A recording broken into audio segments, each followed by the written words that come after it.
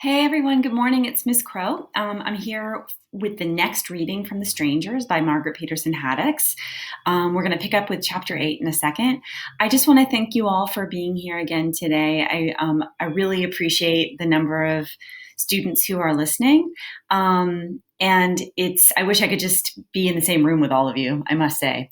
But it's Thursday today. I'm really glad that we don't have our Zoom classes. I think it's nice to give us a chance to step away from screens a little bit, do other things. It's kind of cold today.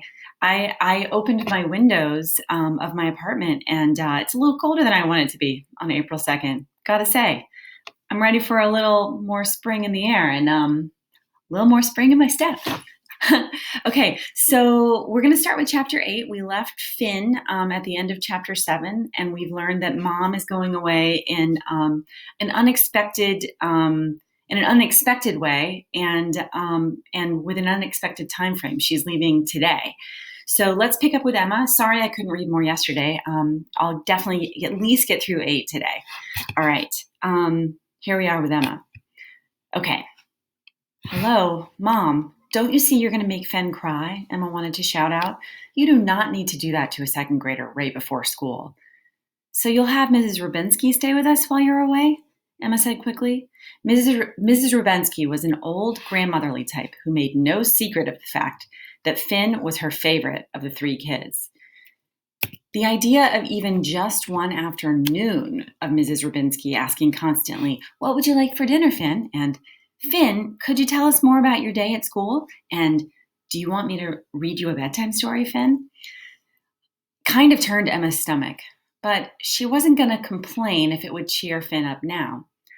Actually, no, Mom said. She had her face turned to the side, but Emma could see that Mom was biting her lip. I'm still working out those arrangements too. Like I said, this just came up. You know I'll cancel the trip if I can't be sure that the 3 of you are all right. So why don't you just cancel the trip already? Finn asked eagerly. If it's not that important, if it's cancelerable. Mom didn't laugh and tell him that cancelerable was not a word. Finn, she began. 2 things can be important at the same time, Chess said tonelessly.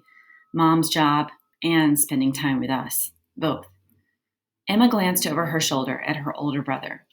Chess was just quoting an explanation Mom gave all the time. But did he actually think that was going to help when he sounded so much like he was reading from a script? Emma waggled her eyebrows warningly at Chess and mouthed at him, "Sound normal." The truth was, sometimes she, Chess, and Mom all acted like Mrs. Rubinsky, as if taking care of Finn and keeping him happy was the most important thing. "I think Mom's going to have some big adventure," Emma announced, "and she'll bring back great stories and presents." This time Mom did laugh, but it was an odd laugh, one that trailed off awkwardly. "Emma, I'm just meeting with a client in Chicago who needs a lot of hand-holding," she said. "I don't think it'll be much of an adventure, but I will bring presents, okay?" She looked down at the clock on Chess's bedside table. "Now, seriously, everyone, move." They all scattered for a frenzy of clothes changing, face washing, and teeth brushing. Emma skipped combing her hair because she wanted to be the first one down to the kitchen. She had a secret, and she hadn't quite decided yet if she wanted to tell Mom. Last night, after everyone had gone to bed, Emma had crept back out of her room and gone downstairs and slipped Mom's cell phone out of her purse. Disappointingly, Mom was one of those parents who thought kids should wait until middle school before getting phones of their own. She also didn't think looking at a screen right before bedtime was a good idea. That is true. So Emma had to be sneaky. She typed in the password, which Mom probably didn't know Emma knew. And then, sitting alone in the dark, Emma had looked up everything she could about those kids in Arizona. They'd actually been kidnapped on Friday, so 3 whole days had passed while 3 kids named Rochester, Emma, and Finn in Ohio had no idea that 3 other kids named Rochester, Emma, and Finn had been kidnapped in Arizona. That was weird. It seemed like Chess, Emma, and Finn should have known instantly about everything that happened to their Arizona doubles. Like Emma should have felt a twinge in her side when she was sitting in social studies class and realized, oh no, the other Emma Grace is in danger. It felt like Chess, Emma, and Finn should have known all along that these other kids existed. Emma found a site dedicated to missing children, and she tested herself looking at the page about the Emma from Arizona. Why does this make me feel so weird? Would I feel this way if Emma Chang, Emma Pulaski, or Emma Jones from school were kidnapped? She would feel sad about any kidnapped kid, but she would feel even more sad if it was someone from her school, regardless of the kid's name. Just being from her school was enough of a link. Emma had had the same name, the name Emma, her entire life. She was used to sharing it with other girls. She wasn't used to sharing it with another Emma, who also had an older brother named Rochester and a younger brother named Finn. Not when they all had matching birthdays, also. She tried to make herself feel better, staring at all the details about Arizona Emma that were different. Look, Arizona Emma is only 4'5", not 4'7", like me, and she weighs 5 pounds less, too. When Emma clicked over to the other kids' information, she saw the kidnapped boys' heights and weights were different from Chess and Finn's, too. That made sense. Chess was taller than practically every other boy his age. Finn was one of the shortest kids in his class. Emma zoomed in on the pictures of the 2 kidnapped brothers, which she hadn't looked at closely before. The younger boy's ears tilted slightly, making him look a little elfin, just like Finn. Other Finn had the same mischievous gleam in his eye, too. Rocky Gastano held one eyebrow higher than the other, as if he hadn't expected the picture to be taken just then. Chess always looked surprised in pictures, too. Both boys, and other Emma too, had skin a shade or 2 darker than any of the Greystone kids. But that could be just from living in Arizona, where there was more sunshine. Or it could just be the way the picture showed up on the phone screen. If the Castano and Greystone kids were standing side by side, maybe their skin tones would look identical. Maybe their hair and eye colors, too. None of those details are things I can count, Emma told herself. But with things that are numbers, like height and weight, I could throw those into the equation if I wanted to calculate the odds of those kids having so much in common with us. And it really bothered Emma that she couldn't calculate the odds because of not knowing all the possible names in the world. Because without that, she kept thinking, this isn't random. There are too many similarities. We are connected to those Arizona kids, somehow. That was what she wanted to tell Mom, even if she had to confess that she'd used Mom's phone without permission. But when Emma reached the kitchen, she found Finn already sitting at the table, digging French toast slices out of the dish where Mom had been keeping them warm. And Chess arrived right on her heels. Emma, your hair! She pressed her hands against her own head and moved them outward, pantomiming an explosion. That probably was what Emma's hair looked like. She hadn't actually checked the mirror.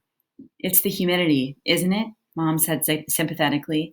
Chess, you go ahead and start eating. Emma and I will go back upstairs and work on her hair together. Perfect, Emma thought. She'd have Mom to herself. But just then, Mom's phone pinged. Mom yanked it out of her purse and gave a relieved sigh. You don't have to go to Chicago after all, Finn said hopefully. Syrup dripped from his fork full of French toast and rolled toward the dimple in his right cheek. No, sorry, I do, Mom said. She quickly typed something into her phone. It's just, now I know who's taking care of you while I'm away. She said yes. Sorry. No, sorry, I do, Mom said. She quickly typed something into her phone. It's just, now I know who's taking care of you three while I'm away. She said yes, the perfect person. Who? Chess said. Emma saw Mom hesitate before she looked up from her phone. Mom glanced at the clock above the stove. Then she put down the phone and pulled the ponytail rubber band out of her own hair. She scooped Emma's hair back and wrapped the rubber band around it. Sorry, Emma. I think we have to go with a quick fix today, Mom said. She reached over and turned the water out on in the sink, cupped her hands under the faucet, then slid that hand over Emma's hair, smoothing down all the stray locks. There, now go eat. Who's staying with us? Emma repeated Chess's question as she sat down and began filling her plate alongside him. Do you remember Ms. Morales, who was PTO president at Lakeside the year before last? Mom said. Why would we? Chess asked. You're making us stay with a stranger? Finn wailed.